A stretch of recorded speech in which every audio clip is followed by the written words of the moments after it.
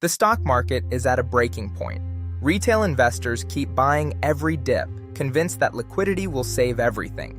But while small investors are injecting capital, some of the biggest names on Wall Street are quietly stepping back. Steve Eisman, the investor who famously predicted the 2008 collapse, has raised a serious warning.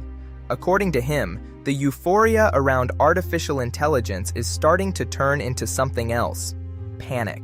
And this time, it's not just about chips or chatbots.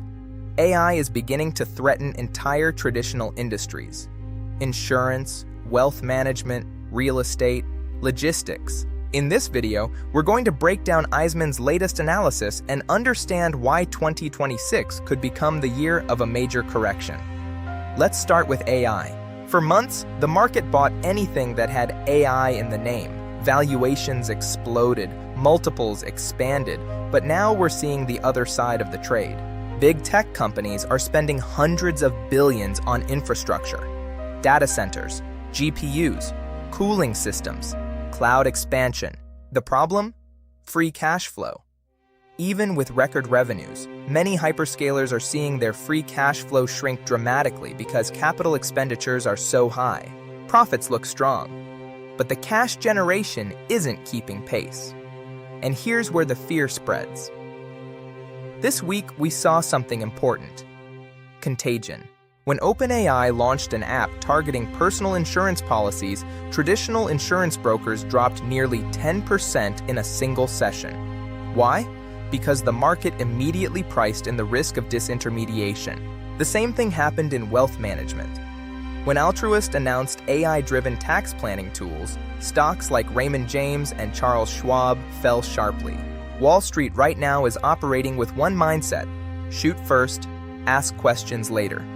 If your business model can potentially be automated by a large language model, your valuation is under pressure. Now let's zoom out to the broader economy. Eisman argues we're not living in one economy, we're living in two. Retail sales recently came in flat, below expectations. That suggests lower-income consumers are exhausted. Inflation and debt are biting hard. At the same time, higher-income consumers remain resilient. The labor market is still adding jobs. Wages at the top are holding. This creates what economists call a K-shaped economy. The bottom half struggles, the top half continues spending. There's also a political wildcard. New fiscal measures and tax refunds are injecting temporary liquidity into households. That may create a short-term boost in consumption. But Eisman is skeptical. He believes that by the second half of the year, that adrenaline effect could fade, potentially revealing a broader slowdown. Now let's talk about the healthcare sector, because this is where cracks are already visible. Look at Molina Healthcare. The stock has dropped dramatically this year. The key issue is something called the medical loss ratio. Basically, the percentage of premiums that insurers must pay out in medical claims. In areas like Medicare and Medicaid, reimbursements have been much higher than expected. That breaks the model. Even if the price-to-earnings ratio looks cheap, Eisman warns investors not to expect a quick rebound. Structural damage in these businesses can take years to repair. Now let's move to something more technical, but very important: beta. Many investors believe they're diversified because they own 5 or 10 different stocks.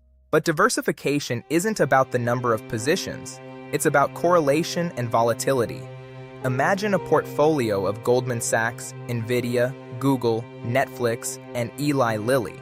Nvidia alone has a beta close to 1.8. That means your effective exposure to market volatility may be closer to 120% than 100%. In a rising market, you look like a genius. In a falling market, you lose more than the index. The lesson is simple: don't just track price, track volatility. Finally, let's talk about value traps. Eisman draws a sharp contrast between PayPal and Charter Communications. On the surface, both look cheap. But cheap doesn't mean attractive. PayPal faces brutal competition. Apple Pay and Google Pay are embedded directly into smartphones. They're smoother, more integrated, and increasingly dominant. Margins are under pressure. Charter Communications is different. Yes, it carries significant debt, but it controls infrastructure. It can bundle broadband and mobile services. It has pricing power in certain regions. That creates strategic leverage. So, what's the big takeaway? The 2026 market will not reward mediocrity. AI is rewriting competitive dynamics. Capital is becoming more selective. We're entering a phase where fundamentals matter again. Cash flow matters, balance sheets matter, competitive advantages matter. And if you ignore risk, whether it's beta exposure, structural disruption, or balance sheet stress, the market will remind you. The question isn't whether AI is powerful. The question is who benefits from it and who gets replaced. That's the real battle playing out right now.